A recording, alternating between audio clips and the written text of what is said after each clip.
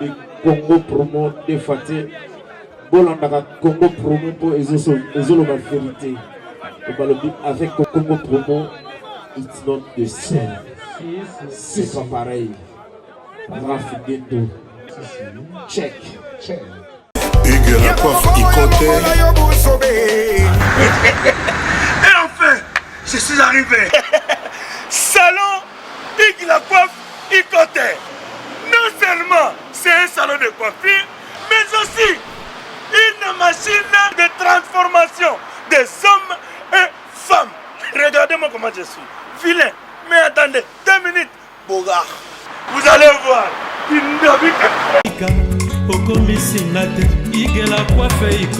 Hugues la coiffe Ikote, votre salon de coiffure mixte afro-européen situé sur la Nationale 3 au 174 avenue Aristide Briand, les pavillons sous bois. Pour plus de précisions, veuillez nous contacter au 01 41 55 00 00 ou encore sur notre site hugueslacoiffeikote.com. Nous sommes ouverts tous les jours de 8h à 20h, même les jours fériés. Hugues la coiffe Ikote, l'homme qui coiffe la ville. Hugues la coiffe Ikote, le salon de coiffure mixte afro-européenne de proximité. Au 174 avenue Aristide Briand, les pavillons sous bois sur la Nationale 3. Un seul numéro, 01 41 55 00 00. La beauté de votre chevelure chez votre frère. Hugues la coiffe Ikote, même père, même mère. Chikicha, chikicha, cha cha. La beauté peut tout changer. Salon Hugues la coiffe Ikote. Quelle beauté! Sexy pour les femmes, dindindi pour les hommes. Descartes Construction et yeah! Fini l'inquiétude pour la réalisation de vos constructions de rêves en RDC au prix imbattable. Grâce à votre entreprise installée en RDC uniquement pour vous, spécialisée en construction, réfection, bâtiments, immeubles, vente de terrains, travaux publics, avec les ingénieurs architectes qualifiés au prix incroyable. L'Escarte Construction est aussi spécialisée en luminosité des bâtiments et éclairage public. Installation des systèmes d'alerte, intrusion pour des maisons et véhicules et tout d'autres services. Nous acceptons aussi les paiements par tranche au prix incroyable. Pas d'hésitation avec Descartes Construction. Vous ne serez jamais déçus. Pour tout contact, notre email est descartesconstruction@gmail.com. Notre numéro de contact, plus 447 93 92 82 813 et appelez-nous pour Kinshasa, plus 243 89 91 56 86 2. Descartes Construction, Atozana Mbongo Moké, Opération Tongana RDC. L'agence d'export et d'import, Michelo Atlantic Shipping. Et yé, Bana ya Canada, Bana ya USA, Bomitongisa Lissousouté. Pour tous vos achats et ventes de voitures, pièces de rechange et les accessoires possibles. Na côté na ba koli na bino na Kinshasa, Bomitongisa Penzate. Please, bakoya koza koli tinanda. Pour tout contact, Benga Michel Lukadi. Plus 1 508 371 60 43 USA na Canada. Pour la Kinshasa, benga na plus 243 89 551 30 38. Michelo Atlantic Shipping. Yaboye, Bazuapi. Raph Lindou, félicitations pour la promotion, c'est la rapport d'artiste. Que Dieu te bénisse. À connaît pas demander, il n'y a rien en face. Congo promo. Raph Ngindunde. Raph Ngindo. Congo promo. Merci nada bena fier na Congo promo. Et ça site bena no number 1. Donc site bena intellectuel. Boss Raf Ngindu, en tout cas, on a passivement Bambot. Raf Ngindu, le présentateur de la force créative Congo Promo. Borotos à la force militaire de Congo Promo. Et faites comme moi, allez voir Congo Promo, tv5.com. Donc au nom de Jésus-Christ, nous bénissons le Congo Promo. Avec Raf Ngindu, Congo Promo ne tombera jamais. Piccolo Congo Promo Nde. Ouais, Balobi Raf Ngindu. Congo Promo toujours, grande puissance. Come on. Congo Promo qui torcos net in a film. Congo Promo babundana nango. Raf Ngindu. Congo Promo. What a plus, what a des boss là. Bonsoir et bienvenue dans cette émission Tout solo la vérité, Tout solo la vérité qui vous est toujours présentée par la votre journaliste préférée, Bijou Meta. La VIP, la Mama CC depuis France, j'ai dit bonjour ou bonsoir, ça dépend. Ça dépend à l'heure à laquelle vous allez suivre cette émission Tout solo la vérité sur notre page Facebook de Congo Promo TV avec Bijou Meta, la Mama CC depuis la France. Je dis merci à tous les branchés de cette émission Tout solo la vérité et merci également à mon boss Raf Ngindu depuis Dallas. Je vous dis merci et ainsi qu'à toute la famille de mon boss Raf Ngindu et à toutes les personnes qui me soutiennent des près ou des loin. Je vous dis merci parce que vous êtes là pour contribuer à ce que mon émission puisse avancer, à ce que mon émission puisse aller toujours de l'avant. Merci pour vos appels, merci beaucoup pour vos conseils. Donc Bijou Meta Mama CC, je suis là pour faire mon travail, je suis là pour vous parvenir les informations que nous avons réussies à ces jours aujourd'hui au niveau des Congo-Kinshasa. Donc moi je suis là juste pour vous transmettre toutes les infos concernant le deuil national de notre regretté Messé Rossi Mukendi Chimanga, les grands combattants des Congo-Kinshasa Oyo Akoyaki. Donc du coup il y a plusieurs révélations. Restez toujours bel et bien branchés sur notre page Facebook. Vous ne serez pas déçus parce qu'il y a le Congo Promo défaté. Bolandaka Congo Promo pour Ezolo la vérité. Avec Congo Promo, it's not the same. C'est pas pareil. Raf Ngindu. Check. Hugues la coiffe Ikoté. Et enfin, je suis arrivé. Salon Hugues la coiffe Ikoté. Non seulement c'est un salon de coiffure, mais aussi une machine de transformation des hommes et femmes. Regardez-moi comment je suis. Vilain. Mais attendez, 2 minutes. Bogart. Vous allez voir.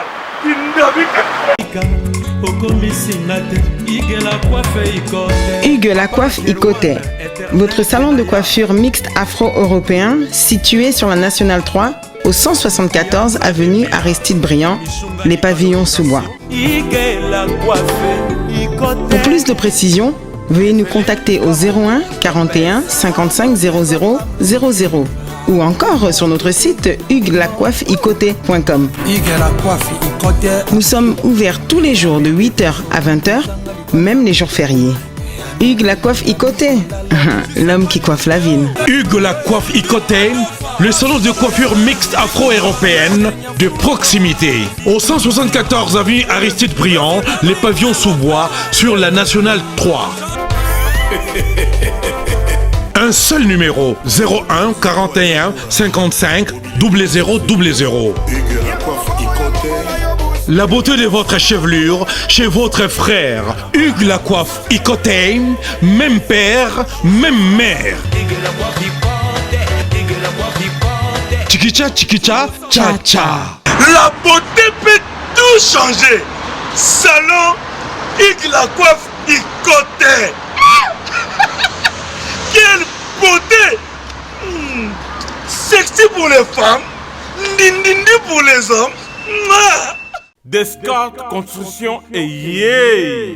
Fini l'inquiétude pour la réalisation de vos constructions de rêves en RDC au prix imbattable. Grâce à votre entreprise installée en RDC uniquement pour vous, spécialisée en construction, réfection, bâtiments, immeubles, vente de terrains, travaux publics, avec les ingénieurs, architectes qualifiés au prix incroyable. L'Escarte Construction est aussi spécialisée en luminosité des bâtiments et éclairage public. Installation des systèmes d'alerte, intrusion pour des maisons et véhicules et tout d'autres services. Nous acceptons aussi les paiements par tranche au prix incroyable. Pas d'hésitation avec Descartes Construction. Vous serez jamais déçus. Pour tout contact, notre email est descartesconstruction@gmail.com. Notre numéro de contact plus 447 93 92 82 813 et appelez-nous pour Kinshasa plus 243 89 91 56 86 2. Descartes Construction à Tozana Mbongo Moké, opération Tongana RDC. L'agence d'export et d'import Michulu Atlantic Shipping et Yei Bana ya Canada, Bana ya USA, Bomitongisa Lissusute. Pour tous vos achats et ventes voitures, pièces de rechange et les accessoires possibles. Na koti na ba koli na bino na Kinshasa, Bomitongisa Penzate. Please, bakoya koza koli tinandako. Pour tout contact, Benga Michel Lukadi. Plus 1 508 371 60 43 USA na Canada. Pour la Kinshasa, benga na plus 243 89 551 30 38. Michulu Atlantic Shipping. Yaboye, Bazuapi. Raph Ngindou, félicitations pour la promotion, ça la rapport à l'artiste. Que Dieu te bénisse. À connaît pas demander, il n'y a rien en face. Congo promo Raph Ngindou nde Ngindo Congo promo. Merci nada bena fier na Congo promo et ça sito yo bena no number 1 do sito yo bena intellectuel boss Raph Ngindou en tout cas na passivement bambote. Raph Ngindou le présentateur la force créative Congo promo. Congo Boroto ça la force militaire na Congo promo. Et faites comme moi, allez voir Congo Promo, tv5.com. Donc au nom de Jésus-Christ, nous bénissons le Congo Promo. Avec Raph Ngindou, Congo Promo ne tombera jamais. Piccolo Congo Promo nde. Ouais, balobi Raph Ngindou. Congo Promo toujours, grande puissance. Come on. Congo Promo qui torcos net na film. Congo Promo babundana nango. Raph Ngindou. Congo Promo. What a plus, what a the boss là. Bonsoir et bienvenue dans cette émission Tout solo la vérité qui vous est toujours présentée par la votre journaliste préférée, Bijou Meta, la VIP, la Mama CC depuis France. J'ai dit bonjour ou bonsoir, ça dépend. Ça dépend à l'heure à laquelle vous allez suivre cette émission Tout solo la vérité sur notre page Facebook de Congo Promo TV avec Bijou Meta, la Mama CC depuis la France. Je dis merci à tous les branchés de cette émission Tout solo la vérité et merci également à mon boss Raph Ngindou depuis Dallas. Je vous dis merci et ainsi qu'à toute la famille de mon boss Raph Ngindou et à toutes les personnes qui me soutiennent de près ou de loin. Je vous dis merci parce que vous êtes là pour contribuer à ce que mon émission puisse avancer, à ce que mon émission puisse aller toujours de l'avant. Merci pour vos appels, merci beaucoup pour vos conseils. Donc Bijou Meta Mama CC, je suis là pour faire mon travail, je suis là pour vous parvenir les informations que nous avons réussi à ces jours aujourd'hui au niveau des Congo-Kinshasa. Donc moi je suis là juste pour vous transmettre toutes les infos concernant le deuil national de notre regretté Messé Rossi Mukendi Chimanga, les grands combattants des Congo-Kinshasa Oyo Akoyaki. Donc du coup il y a plusieurs révélations. Restez toujours bel et bien branchés sur notre page Facebook. Vous ne serez pas déçus parce qu'il y a des révélations, des graves révélations sur cette émission. Donc je vous dis juste de partager cette émission, partager maximum des partages concernant cette émission d'aujourd'hui parce qu'il y a plusieurs révélations. Donc Nabi Kebozo Lananga de partout, ban Allemagne, ban Suisse, ban Londres, ban Bruxelles, ban monde entier, Bozo Lanangai, Oyabi Bijou Meta Mama CC par rapport il y a émission à Lolo Bo partager nazo zela bino boko ma ebele pona kota mbala moko na kati ya émission na biso makambo o etali ba révélation oyo ya liwa ya ndeko na biso Rossi Mukendi Chimanga. Donc du coup tolanda na nzembo oyo ya frère Patrice nazo zela bino bokota ebele na kati ya émission pona toyeba pona kosolola bandeko ba révélation bongo. Enfin, bah, négocier na l'État, bah, accorder pour la journée, il y a lundi le 5 mars, recueillement et Gozala Bongo, na paroisse Saint-Benoît, na Lemba, le 5 mars, à partir, il y a 15 heures. À partir de 15 heures, recueillement et Gozala Bongo, photo, bateau, bah, écoute, ma fleur, bah, bougie et tout, et Gozala Bongo le 5 sans imprévu. Wana ezali message o nazui na bateau yo ba organisateur donc ba bengi bango la commission des mouvements citoyens na mboka ya Congo Kinshasa etambusami bongo na ba avocat et puis na ba membre nyonso ba parti politique ba sangani po ete balela ndeko na biso oyo Rossi na kimia nyonso balela ndeko na biso Rossi makambo esalama na ordre makambo eleka na désordre te parce que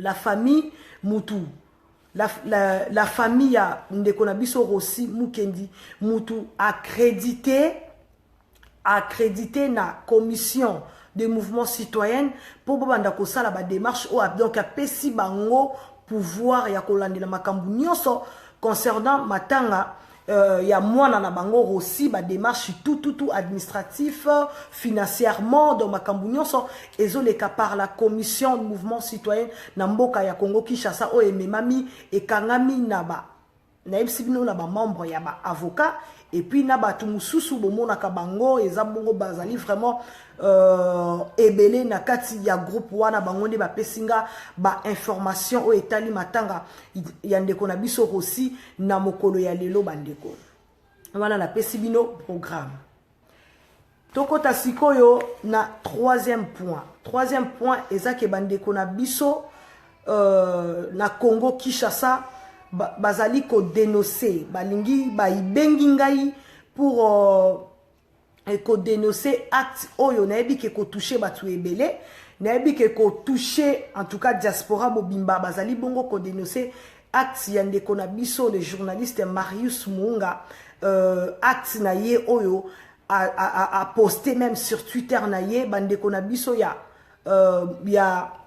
il y a commission de mouvement citoyen bato basimbami pona ko organiser matanga ya ndeko Rossi bazali vraiment na kanda basepelite na makambu oyo ndeko na biso journaliste boyebi na kombo ya Marius Munga asali parce que Marius Munga asali eloko moko en fait a commercialisé ba t-shirt asali ba t-shirt na kombo ya Rossi Mukendi na niveau ya États-Unis et puis abandi koteka yango na $15 na États-Unis. Alors commission des mouvements citoyens ba beni mama Bijou meta po ba informer ngai po ba dénoncer acte wana balobi ba sepeli na acte wana te parce que asali yango sans permission a sengi permission te a komi ko commercialiser ba t-shirt na kombo ya Rossi Mukendi famille et sepelite famille eza d'accord na yango te so bokoti na Twitter ya ndeko na biso Marius Munga journaliste bokomona ndenge a posté ba polo wana a posté na mona ye et puis bandeko na biso ba sepelite parce que na mona ye ezali l'argent de polo pourra aider la famille donc pourra c'est dans le futur donc phrase wana mo wana oyo ye ache wana bandeko na biso ba organisateur ba membre organisateur ya matanga oyo ba sepeli na acte wana te ba dénoncer yango balobi eza non respect ya loi eza non respect ya organisation ndeko na biso Marius Munga azali na droit ya kosala eloko moko te a commercialiser ba t-shirt ba polo na niveau ya États-Unis ateka yango $15 donc bandeko na biso ba sepeli na yango te puis famille baza d'accord na yango te lobi mokolo ya samedi bandeko na biso oyo ya commission des mouvements citoyens bakozala bongo na réunion à partir ya 10h na kati ya libota kuna na nga ba place matanga ezali bakokuta na susu bango nyonso kuna po baye bakosolola makambu nini bakosala mais oya motuya ezali kaka ke basepelite na acte oyo ndeko na biso journaliste Marius Munga asali commerce bango balobi ke ndeko na biso wana asali babengango petit commerce donc a commercialiser ba polo sans kosenga bango permission basololite eloko moko te asali ba polo tandis que bango na kati ya organisation ezalaki déjà prévu que basala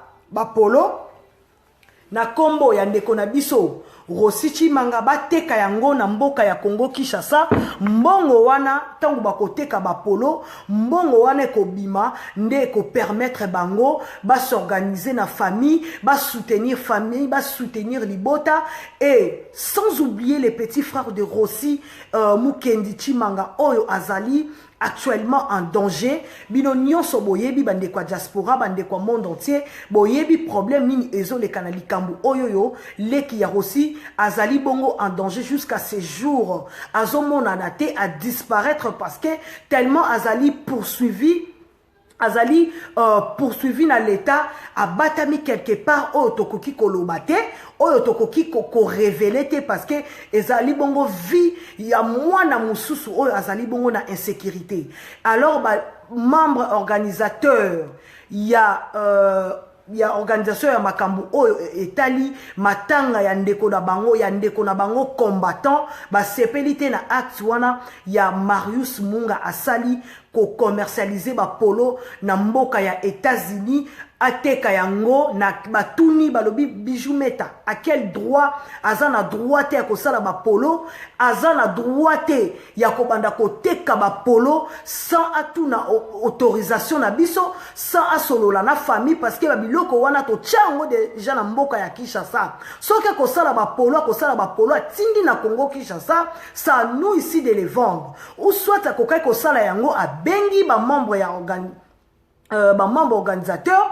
a bengi bango sololi na bango que j'ai fait autant de polo bon nazoteka yango $15 et voilà ce que sili à la fin na kotine la bino mbongo ou nini ba démarche nini à poursuivre parce que na kata ma membre wana il y a des avocats ils ont un groupe il y a ba avocat bazana kati donc du coup baza d'accord te concernant ba démarche yande konabiso Marius Munga na yebi ke message danga je suis bel et bien sur www.congopromo TV bozolandanga ina Congo Promo TV ezali site numéro 1 pour la information ya malamu donc nayebi ke ndeko nanga Marius Munga akolanda émission oyo diaspora mobimba ekolanda émission oyo ba journaliste nyonso bakolanda émission oyo toso la vérité parce que ngana ela kabino toujours ba vérité donc wana ba ndeko babengaki balobi yo lokolo zali kuna na mboka ya Europe kuna soko koki kolexela biso message mama Bijumeta o lexela biso message potozo mona yango un peu flou et comme compliqué bande ko bokomi si matanga ya ndeko na biso Rossi et comme commerce na bino bande ko basepeli nango te basiliki bon moyen ya bango koloba nanu na minute ezalité parce que bazana ba démarche ebele ya kosala yango balobi non mama okolexela biso message que to sepeli na acte oyo ndeko na biso Marius Munga salite ba sepeli nango te balingi te ndeko Marius Munga soko kotala émission oyo tokosenga na yo o contacter ba organisateur ya programme ya matanga oyo bazali en lien na famille parce que famille mutu est engagé bango famille mutu epesi bango pouvoir wana donc bazana pouvoir ya makambu nyonso organiser makambu nyonso donc ozana droite ya ko sauter premier ya ko banda ko senga ou ko senga ba fond bozana droite ya ko sauter premier ko salisa ba t-shirt ou ba casquette bo banda ko commercialiser yango pona liwa ya ndeko na biso Rossi Chimanga bandeko na biso wana basepeli na acte wana te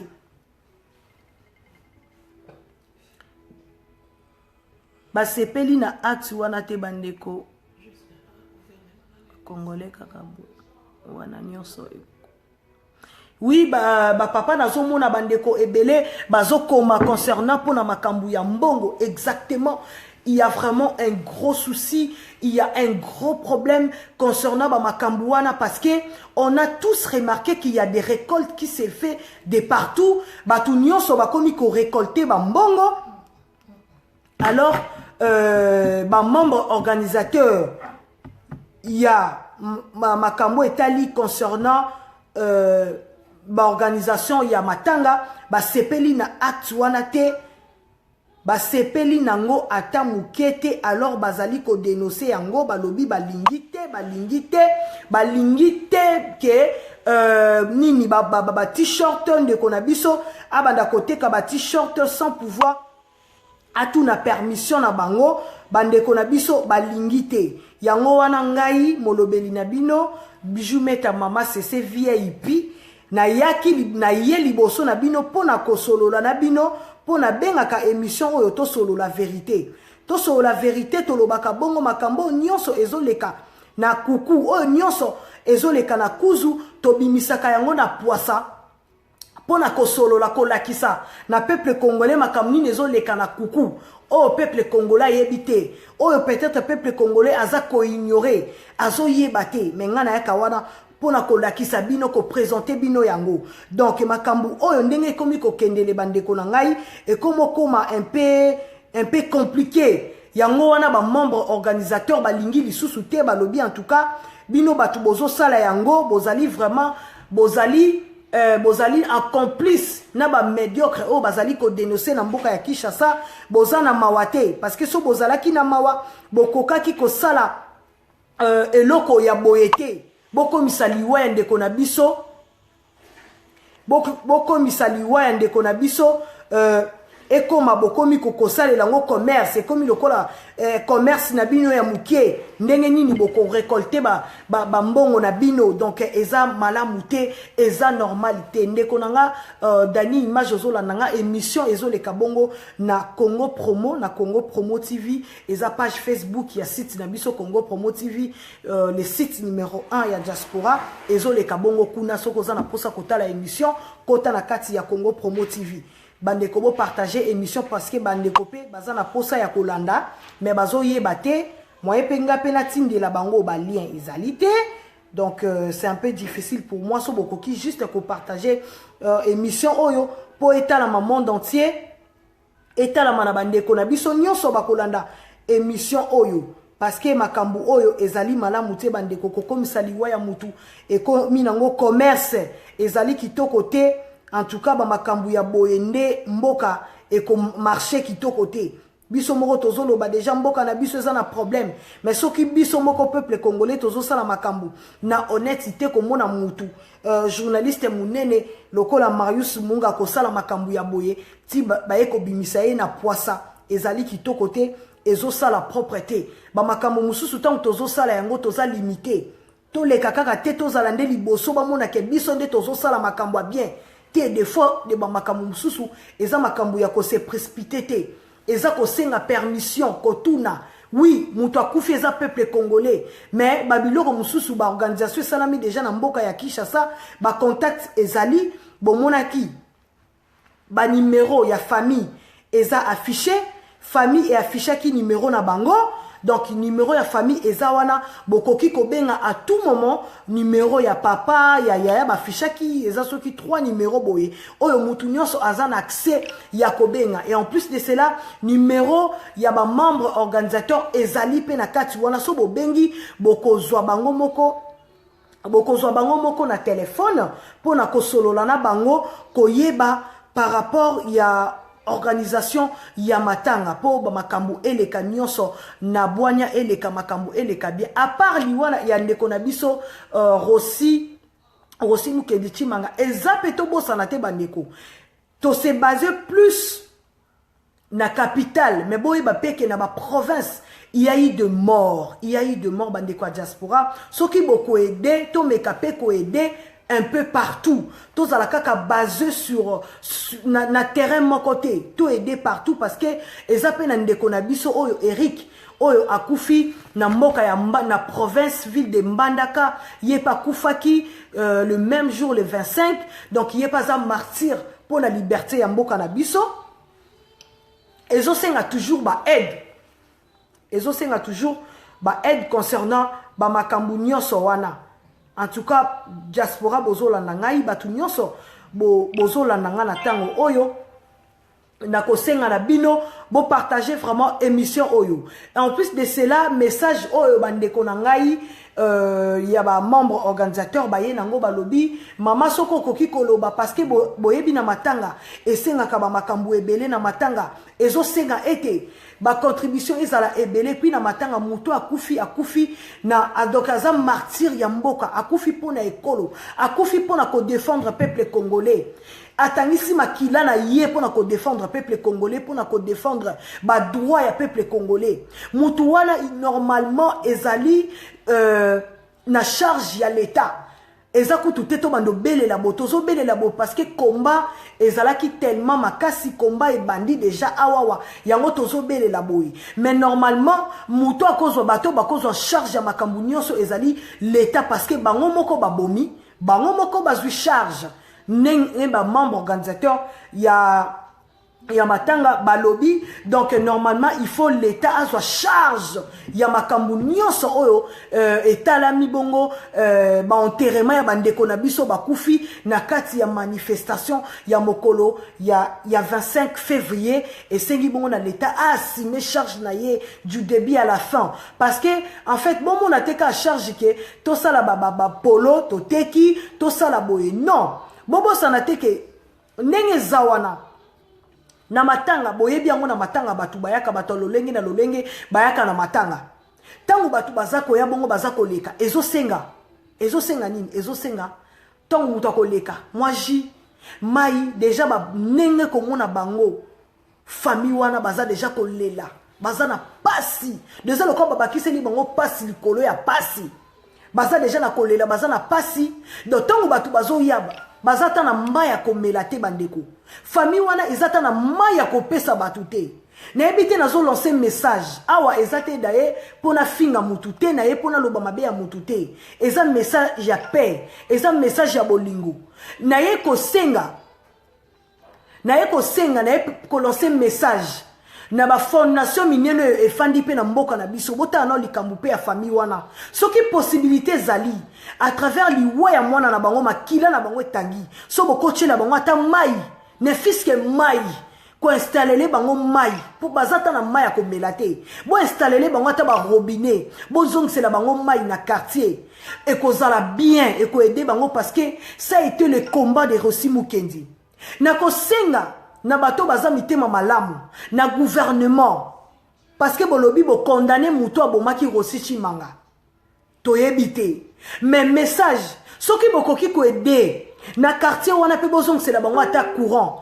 po baza pata na courant te oyo akoyambaka bandeko na biso baza ta na courant te bazo fanda na molili bandeko na biso wana so batu bazoya kotala bango bako servir bango nini baza na possibilité te à part ma cotisation oyo bandeko ya mawa bazo tinda moi 20 moi 10 moi 50 moi 100 mais gouvernement jusqu'à présent bandeko boyo kanga jusqu'à présent gouvernement salisini mon côté depuis mutokufa ki le 25 jusqu'à ces jours matanga batu basola la libanda bino moko boyebi matanga ndenge zalaka boyebi na niveau ya Congo Kinshasa za pasi matanga ndenge zalaka ezosenga batu fo balia tous les jours na butu esenga soki ba café bato ba café ba meli bato bati ba meli bato ba mai ba meli mai batu fo balala na condition nini na rosenga vraiment likambu oyo ba kombata bota na likambu oyo diaspora bota la likambu oyo gouvernement ya mboka na biso bosala quelque chose bosala kama kamunyo sote kaka bozaba être humain nazo senga vraiment na monsieur André Kimbuta le gouverneur de la ville de Congo Kinshasa on a lancé un message et c'est très capital mokonzi André Kimbuta soki boko sala quelque chose pour na libota wana so boko tia ba disposition nyonso en marche pour que makambu pe ezala normal parce que jusqu'à présent geste salamité et loko mokote sini mokote siko famille wana et ko vivre ndenge nini bandeko bozo sala kaka nko to bozo sala kaka médiocrité ndenge bozo sala parce que makambu ya boye yango ezo révolter lisusu batu ezo révolter lisusu peuple congolais. Message nanga vraiment kozala bongo na gouvernement bo meka kosala signe de vie par rapport ya mort ya ndeko na biso aussi par rapport ya mort ya ndeko na biso Eric akufi na mbandaka na talaki interview ya papa ya Eric nenga zolela ke bazomona yete bazotala kaka na capital mais yepe akufeli mwana na ye a perdre mwana na ye mwana na yazaki étudiant a perdre pe mwana na ye na talaki na moni ndeko na biso mususu bakataki loboko babetaki masasi na loboko ekatanaki eza bongo na ba province totala ka capitalité mais oyo eza tellement vu eza événement ya Rossi nde mutu emonani mokili mobimba ba moni parce que na niveau Rossi azokufa tozotala tozomona ke mutu azokufa dans 5 minutes tozomona ke mutu azobunda na liwa wana nde toucher mitema ya peuple congolais. Alors bandeko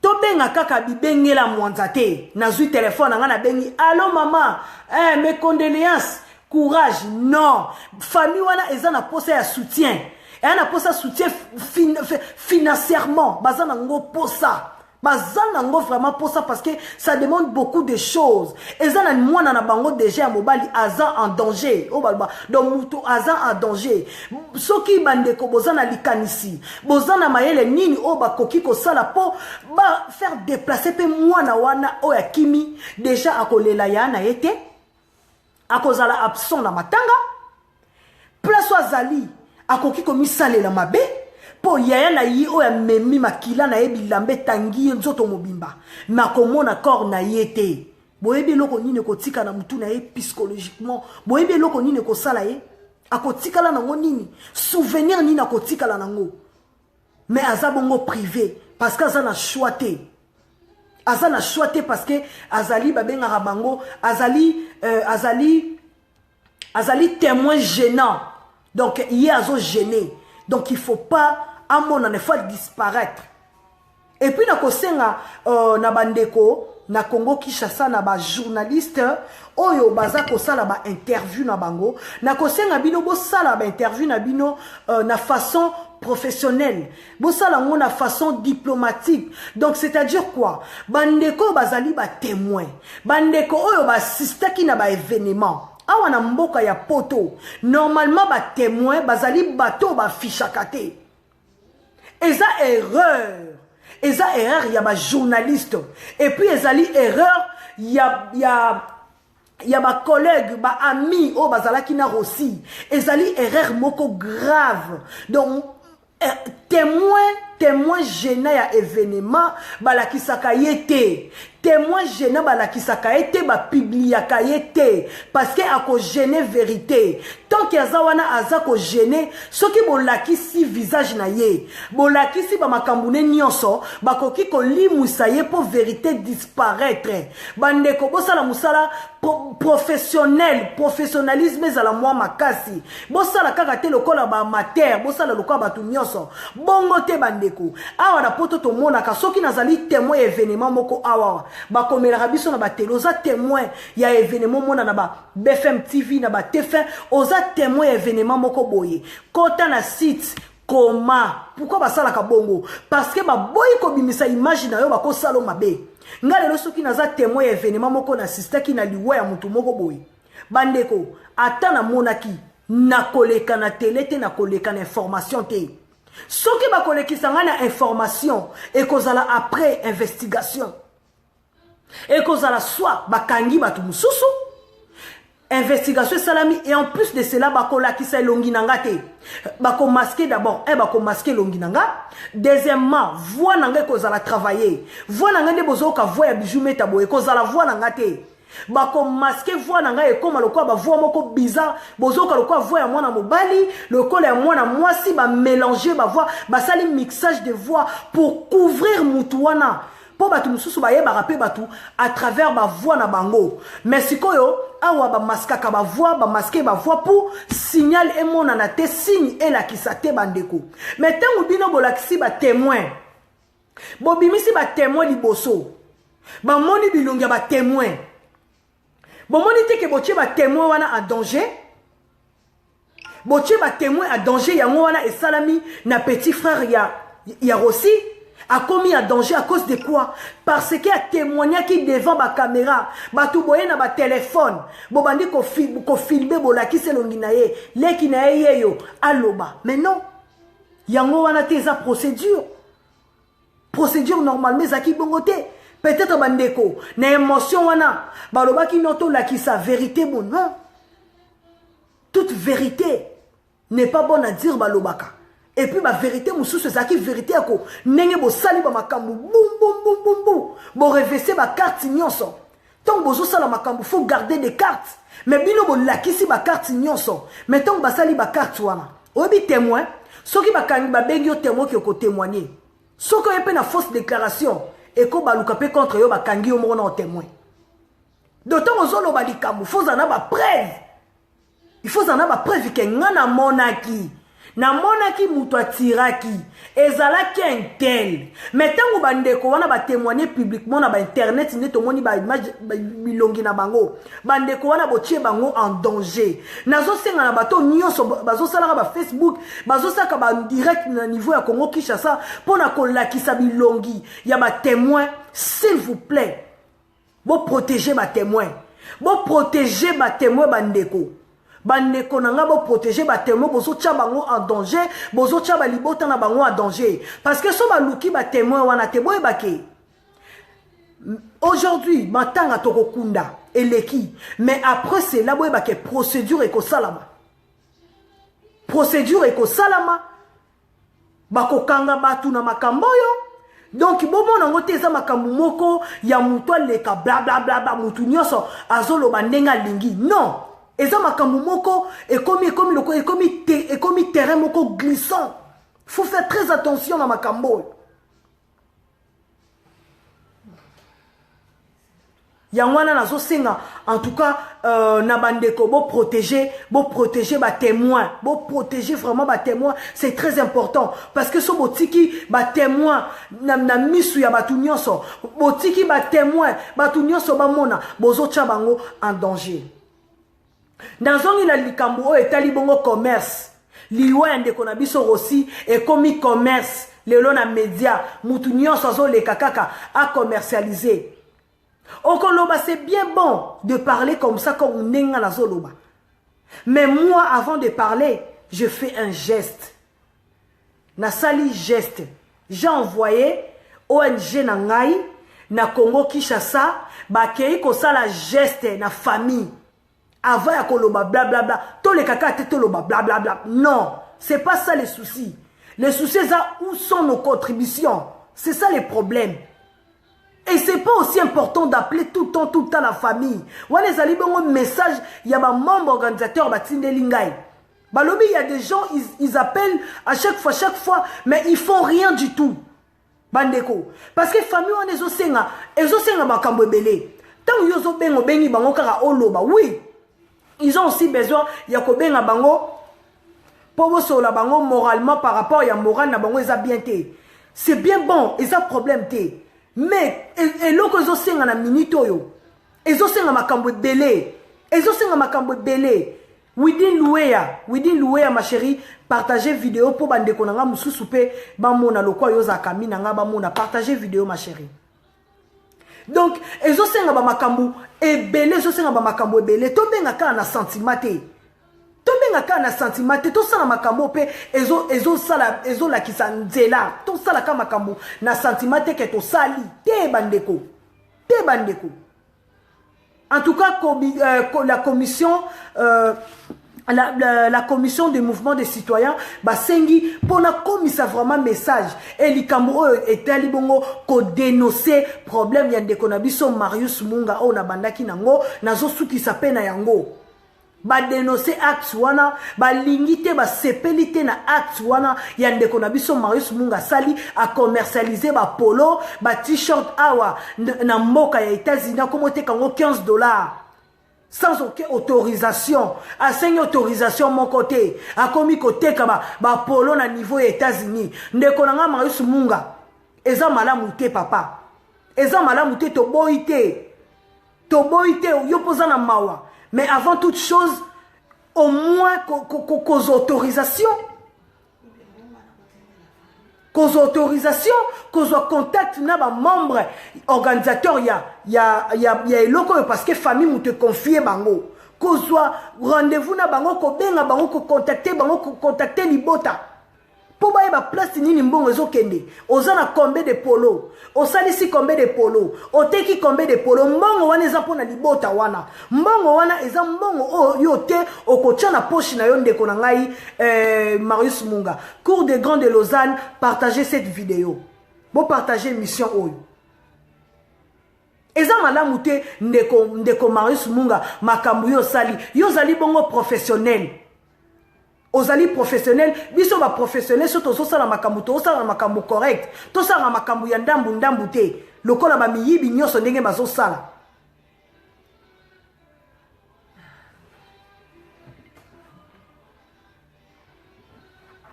lokola batu nyoso bazosala eza kitoko te tosala makambu tolakisa ba exemple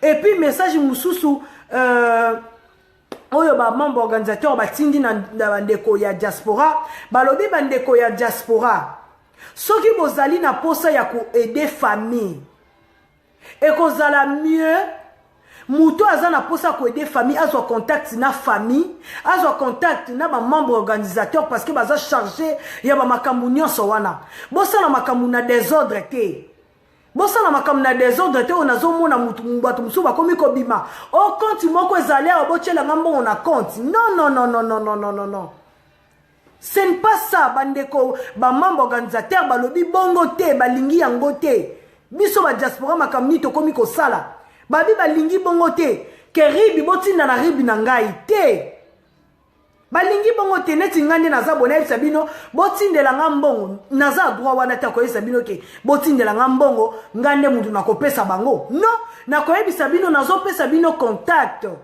ya ba membre ya organisateur na niveau ya Congo Kinshasa bobenga ba membre wana nde botinda epa na bango nga naza na droit te ata ba ONG bozo ba rendez-vous na ba membre organisateur wana po boyeba eloko nini bokosala po boyeba eloko nini bokosala nga na opesa bino numéro ya membre moko organisateur na ebité soki naza nango awawa na ebité po yango babengelaki nga me ba numéro wa Kinshasa so babengi ezobima soki ndenge nini je ne sais pas na mekotala ngo soki ezali nazopesa bino soki ezali nazopesa bino yango soki ezali nazopesa bino yango oh là là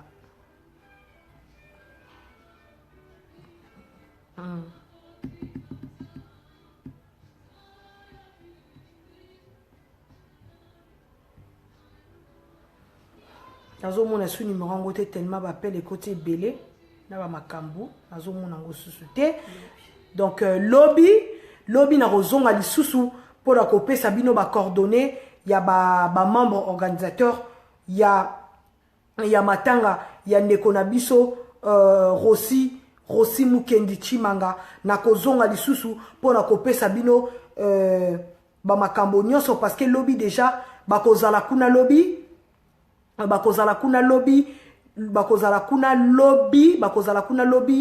à partir ya 10h baza na réunion lobi na libota mobimba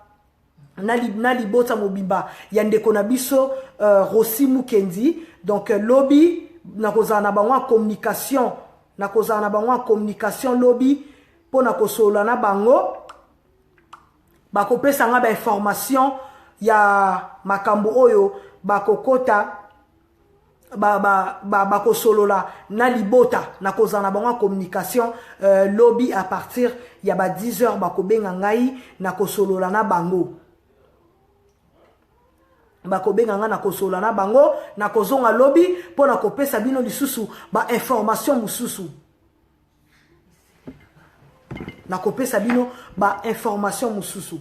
Donc ezakaka message tozali vraiment ko beta sete ke eloko oyoyo ezali tozongo lokola na ebité batu bakomo zongo lokola masano na ebité batu bakomo zongo lokola ekomi terrain moko ya football batu bakomo zongo ekomi lokola terrain moko soki ndenge nini. Non, attention, eza terrain moko glissant. So keon na ndenga rapidité boko glisser pe bo sali ba bêtise okoi po bukani. Toke na ngona ndenga bwanya. Toke na ngona ndenge ya botosi to respecter pe libota wana to respecter pe na mutu na ndeko na biso oyo atika ki biso. Toke na ngona lombango te, toke na ngona lo yenge te. Ndenge tozo mona lelo.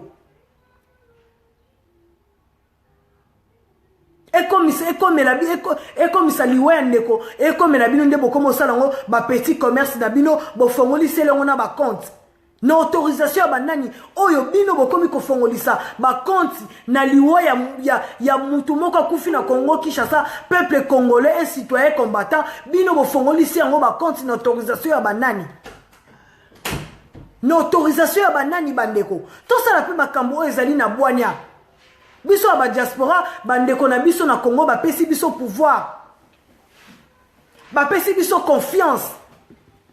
Maintenant ba pesi biso confiance, ba pesi biso pouvoir. Et ngolo bateke to abuser na pouvoir yango, to abuser na confiance yango. Mutu nyonso ale kakaka ça n'importe quoi mutu nyonso fongola compte. Et ça normal te bandeko. Eza normal te eloko ndeko na biso mwa yesu munga sali eza normal te eza na sens te ko sala makambo ya boy ko poser ba acte boy yo intellectuel ko poser ba acte boy eza kitoko te o ezali musique te ndule te nini te ezali makambo moko ezotala ba l'état ezotala politique ya mboka na biso.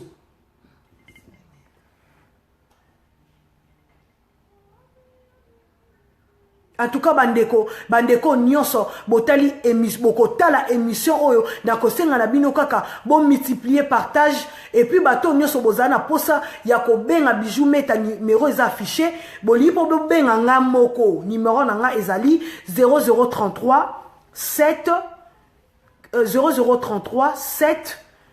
83 56 80 69 pose nga moko 0033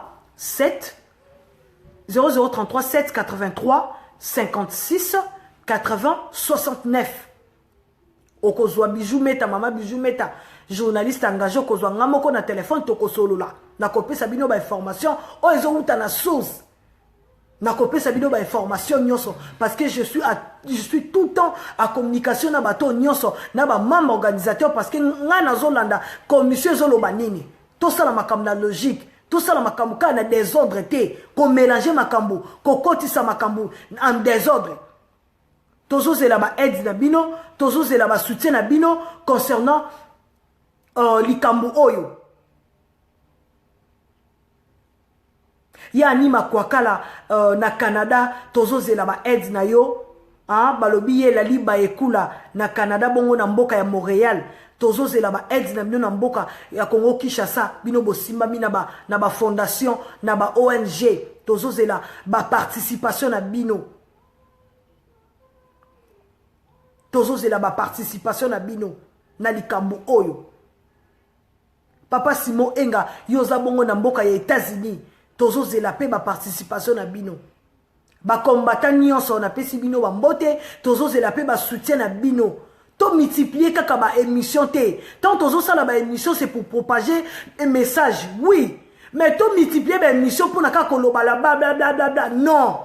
Na ba actiper ndenge na l'équipe boy après lobi kuna na yeli bino information que non eza na fondation moko e benga kingai ba benga kingai poete bazwa contact na commission des mouvements citoyens ba pesi autant. Toza pe na posa ba acte ya bongo. Toza na posa ya ba acte ya bongo. Nalandaki komona papa na biso bokechi wa yambo na ba idée ya pesi eza mabete eza nango pe bien. Mais il faut bazala na fondation moko boy. Il faut la baser sur quelque chose aussi. Donc en tout cas bande quoi diaspora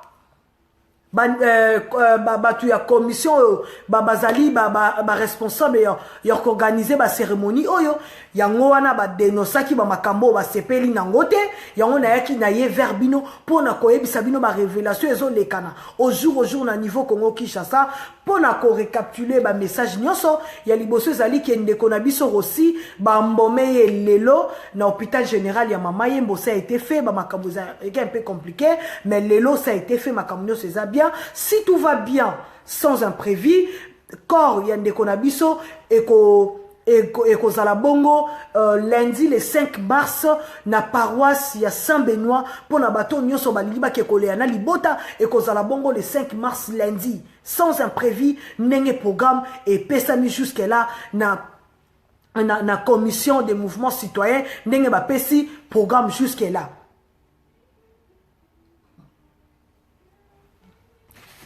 Toleki na makambu oyo salami bongo na matanga po na ndeko na biso aussi.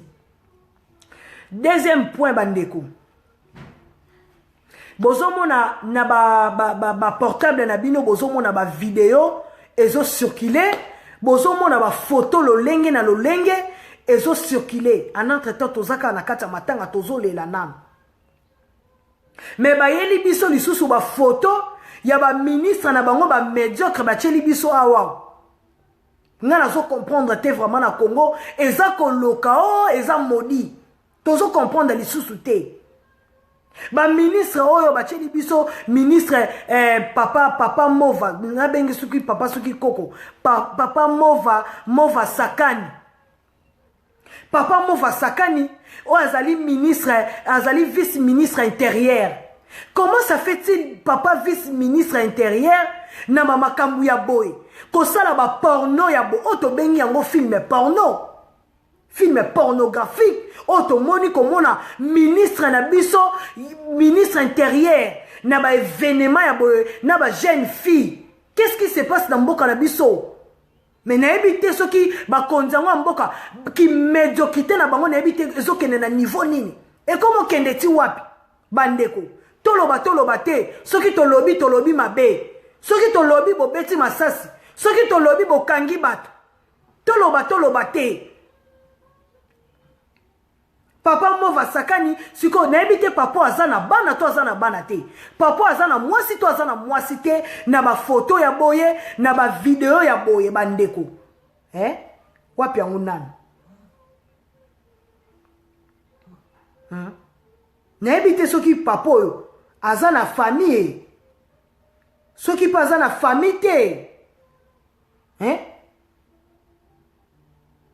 Donc babiloko moko ya salité ezoleka na mboka ya Congo Kinshasa babiloko moko bizarre.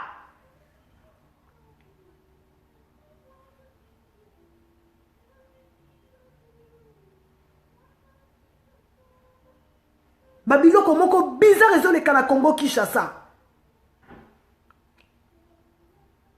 Papa oto ebite so paza na bana te. Mais pour ba makambo ya boy babiloko moko salité boy komona na ba vidéo. Pona ni ko sala ba makambo ya boy.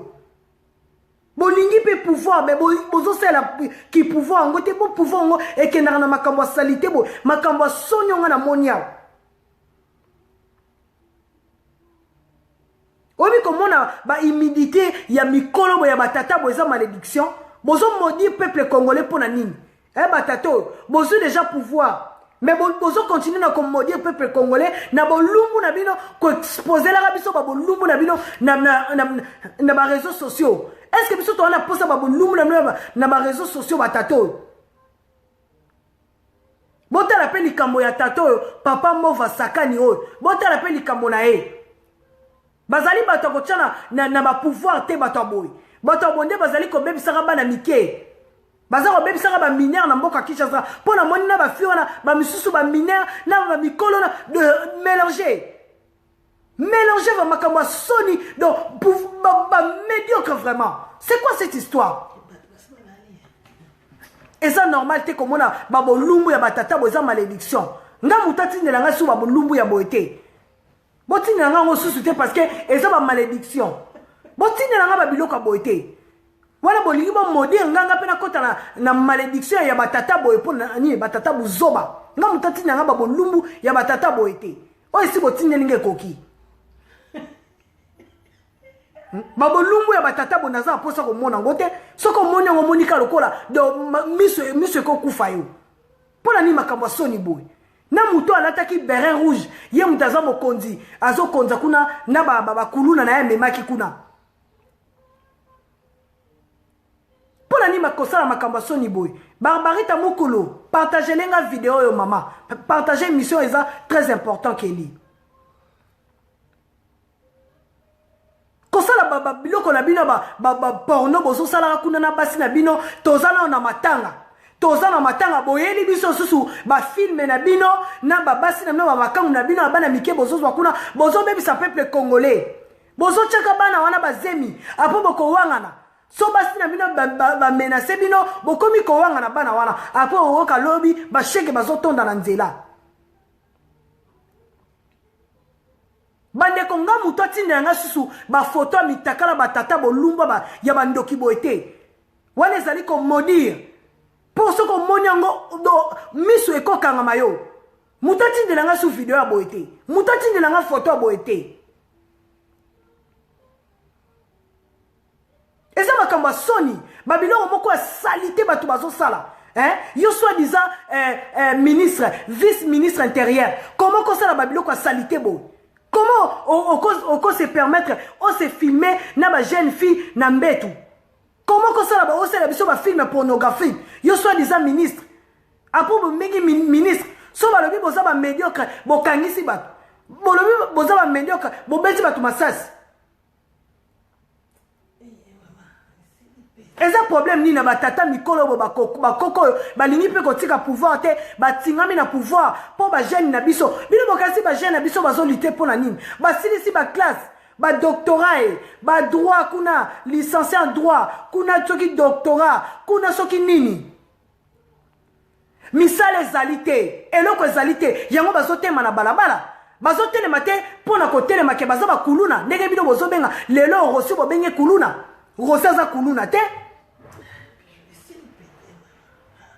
bazali ba intellectuel o bazotema na balabala mettez bino ba papa mikolo boza ko se respecter te mais bofandi na pouvoir bolingi to benga bino ba ministre buzoba boy ba ministre ya film pornographique wala ba ministre moderne nino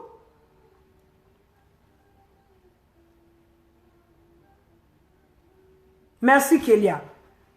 Voilà ministre moderne nino ya ministre pornographique bocheli bat na pouvoir après lobby on veut maintenir le pouvoir mais non c'est pas comme ça na babiloko boy éducation ni bon peuple peuple congolais pour ba jeune nyonso ba bandolanda par exemple ya papa au ministre Mova Sakani ba vidéo salita modèle boy na Amazon na bino boche nga na yebi ke ba Amazon bazalaka na ba bralima nayebi ke ba Amazon bazaka na ba bralima na ba bra Congo ba Amazon bakomi pe na kati ba parti politique eza normal te makambo boy eza normal te pone ba ministre ba médiocre biloko salita pa pa to na matanga boni bo distraire biso na ba photo pornographique na bino nga mutu atindela nga so ba photo wana te boni mo distraire biso na ba photo na bino poto comme esko soki Mova Sakani photo na nini to tika makambo rosi to bandolanda so makambo tata mukola linga modire biso batato bona pouvoir bo se respecter problème nini eza normal te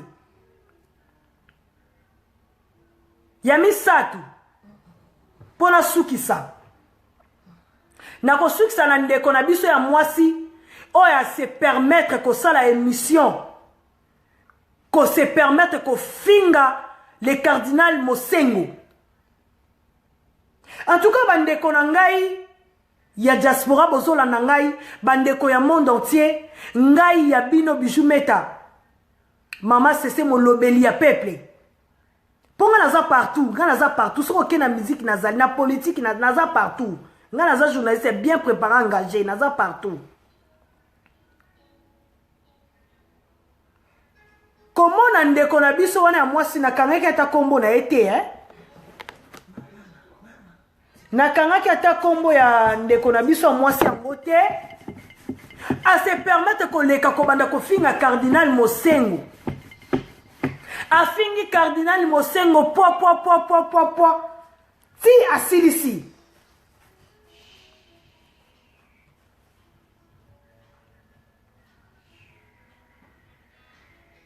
ndeko na nga ya mwasi yo se permettre kofinga o se permettre kofinga cardinal Mosengo na ba concurrence na yo bandi ko sala ba concurrence na lukuta o lobby cardinal Mosengo aza médiocre